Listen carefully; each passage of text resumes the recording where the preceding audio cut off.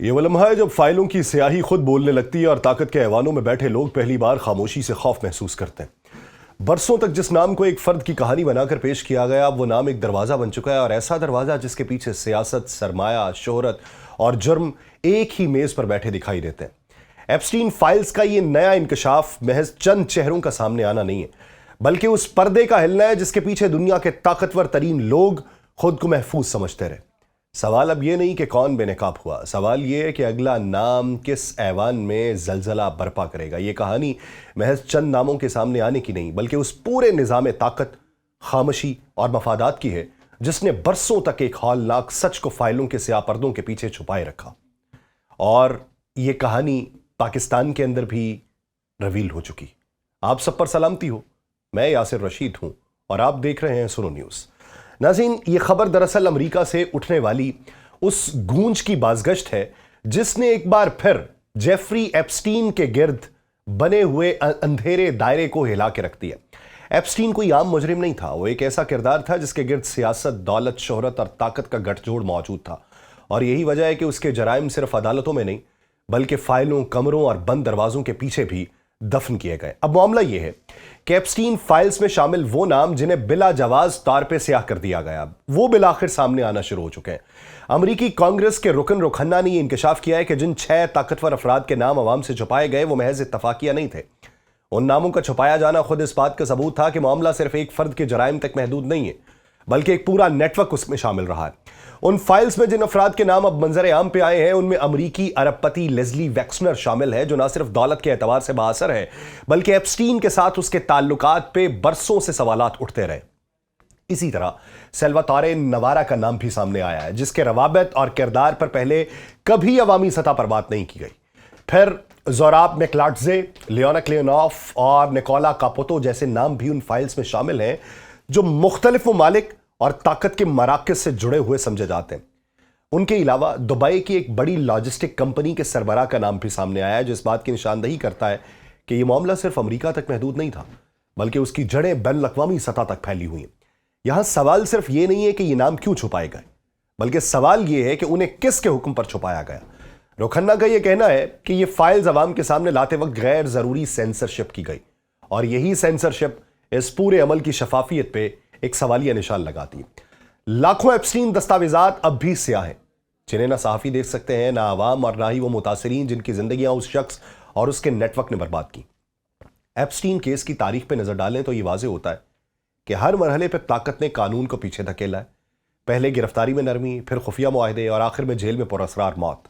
ان سب مراحل کے بعد جو چیز سب سے زیادہ تشویشناک ہے وہ یہی فائلز ہے، اور یہ فائلز دراصل ان روابط، ملاقاتوں، مالی لین دین اور سفر کی تفصیلات پہ مشتمل ہیں جو ایپسٹین کو دنیا کے طاقتور ترین افراد سے جوڑتی ہیں۔ ان فائلز میں سینسرشپ کرنا دراصل تاریخ کو اندھا کرنے کے مترادف ہے۔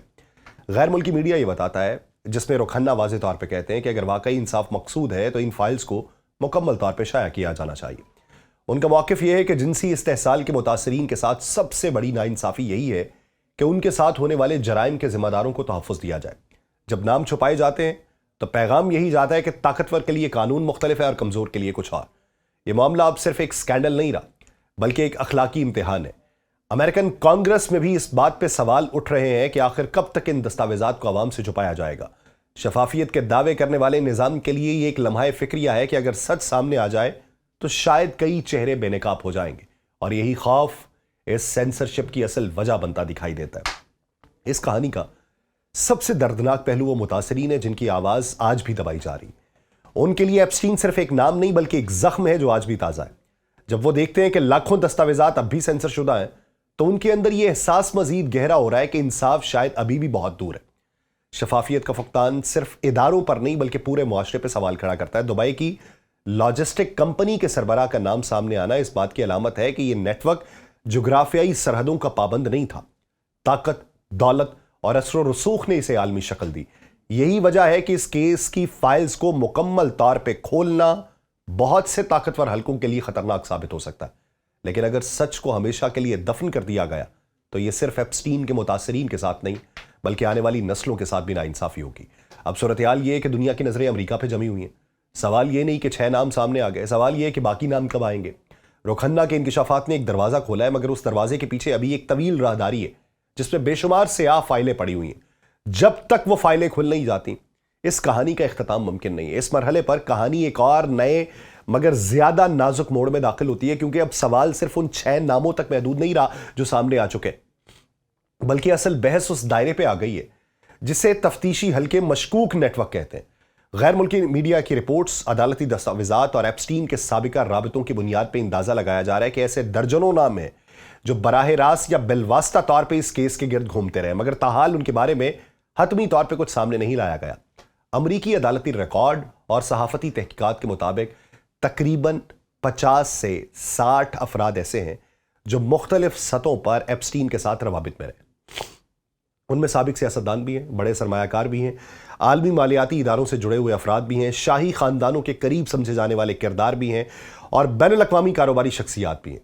ये बात वाज़ेह रहनी चाहिए कि इन तमाम अफराद पर इल्ज़ामात साबित नहीं हुए, मगर उनके नाम मुसलसल तहकीकाती रिपोर्ट्स में गर्दिश कर रहे हैं और यही चीज उन्हें शक के दायरे में रखती है।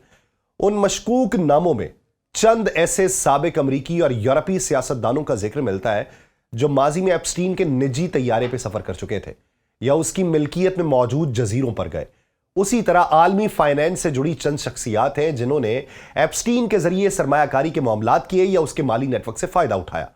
बाज नाम ऐसे भी हैं जो मीडिया, फैशन और एंटरटेनमेंट की दुनिया से ताल्लुक रखते हैं और जिनके बारे में कहा जाता है कि वे एप्स्टीन के सोशल सर्कल का हिस्सा थे। अगर उन अफराद की प्रोफाइल पर नजर डाली जाए तो एक चीज मुश्तरक दिखाई देती है और वो है ताकत तक रसाई। कोई पॉलिसी साजी के करीब था, कोई सरमाए के बहाव को कंट्रोल करने की पोजीशन में था, कोई राय आमा पर असरअंदाज होने की सलाहियत रखता था और यही वो तबका है जिसके बारे में नाकदीन कहते हैं कि उसने बरसों तक खामोशी की दीवार कायम रखी। एप्स्टीन अकेला नहीं था, वो एक सहूलतकार था, एक दरवाजा जो ताकतवर लोगों को वो सब कुछ फराहम करता था जो वो कानून की नजरों से ओझल रहकर चाहते थे। अब अगर फर्ज करें कि उन बाकी नामों को भी मंजर आम पे लाया जाता है तो उसके असरात सिर्फ अमेरिका तक महदूद नहीं रहेंगे। सबसे पहला असर आलमी सियासत पे पड़ेगा। ऐसे सियासतदान या साबिक हुक्मरान जिन्हें अब तक बावकार और काबिल एहतराम समझा जाता रहा, उन पर सवालात उठेंगे। ऐसी बहुत सारी शख्सियात हैं। दलाई लामा का नाम अब मंजर आम पे आ रहा है और इसके बीच में ऐसे ऐसे नामवर साइंसदानों के नाम मंजर आम पे आए कि जिनको लेके इटली के अंदर एहतजाज किया गया। स्टीफन हॉकिंग को लेके जिस तरीके से लोगों ने वो एहतजाज किया है, तो वो एक नाम जो दुनिया में बड़ी ताकत की, बड़ी जहनीत की, बड़ी सोच की अलामत था, किस तरीके से रुल गया। ऐसी ही शख्सियात हैं जिनकी पॉलिसीज, फैसलों और माजी के इकदामात को नए जाविये से अब देखा जाने लगेगा। बहुत से ममालिक में सियासी अदम इस्तेहकाम पैदा हो सकता है क्योंकि अवाम का एतमाद एक बार फिर अशराफिया से उठने लगा। दूसरा बड़ा आलमी असर आलमी मईशत पर पड़ने का खदशा है। अगर बड़े सरमायाकारों, बैनुल-अक़वामी कंपनीज के सरबराहों या मालियाती इदारों से जुड़ी शख्सियात के नाम सामने आए तो मार्केट्स में हलचल मच सकती है। शेयर्स की कीमतें गिरेंगी, सरमायाकारी रुकेगी, कई कंपनीज को कानूनी और अखलाकी बहरान का सामना करना पड़ेगा। सरमायाकार अमूमन ऐसे माहौल में पीछे हटते हैं जहां गैर यकीनी सूरत हाल बढ़ जाए। तीसरा और सबसे शायद गहरा असर आलमी समाज पर पड़ेगा अगर यह साबित हो गया कि ताकतवर तबका बरसों तक एक मुनज़्ज़म जिनसी इस्तेहसाल के नेटवर्क का हिस्सा रहा या कम से कम उससे आगाह था, तो यह इंसानियत के इज्तमाई ज़मीर के ऊपर एक कारी ज़रब होगी। ऐसे में यह सवाल जोर पकड़ेगा कि क्या वाकई दुनिया में इंसाफ सबके लिए बराबर है या कानून सिर्फ कमजोर के लिए सख्त और ताकतवर के लिए नरम है। मीडिया के लिए भी एक इम्तिहान होगा। वो इदारे और सहाफ़ी जो बरसों तक इन नामों पर खामोश रहे या जिन्होंने एहतियात के नाम पर सच को छुपाए रखा, उनकी साख भी ज़ेरे सवाल आएगी। अवाम ये पूछेंगे कि अगर मालूमात मौजूद थी तो उन्हें पहले क्यों नहीं बताया गया। इससे सहाफत पर एतमाद का बहरान भी जन्म लेगा। सबसे अहम असर उन मुतासरीन पे पड़ेगा जिनके लिए ये सारी फाइल सिर्फ कागज नहीं है बल्कि उनकी जिंदगी की कहानी है। अगर मजीद नाम सामने आते हैं तो एक तरफ उन्हें यह एहसास मिलेगा कि उनकी बात आखिरकार सुनी जा रही है, मगर दूसरी तरफ यह दुख भी गहरा होगा कि उनके साथ होने वाला जुल्म किस कदर मुनज़्ज़म और वसी था और अब दुनिया उसका मुशाहिदा कर रही है। इंसाफ का अमल लंबा हो सकता है मगर शफाफियत उनके जख्मों पर मरहम रख सकती है। अब दुनिया एक ऐसे मोड़ पे है जहां फैसला करना है कि सच को कहां तक जाने दिया जाए, और अगर बाकी नाम भी सामने आए तो ये सिर्फ चंद अफराद की रसवाई नहीं बल्कि एक पूरे आलमी निज़ाम की जवाबदेही का आगाज होगा। और अगर ये नाम भी फाइलों की स्याही में दफन कर दिए गए तो तारीख ये लिखेगी कि ताकत एक बार फिर इंसाफ पे गालिब आई। और यही वो सवाल है जिसका जवाब आने वाले दिनों में तय होगा कि एप्स्टीन फाइल्स महज एक स्कैंडल बन के रहती हैं या दुनिया को बदल देने वाला एक मोड़ साबित होती हैं। मुझे दीजिए इजाजत, अल्लाह ने के बाद।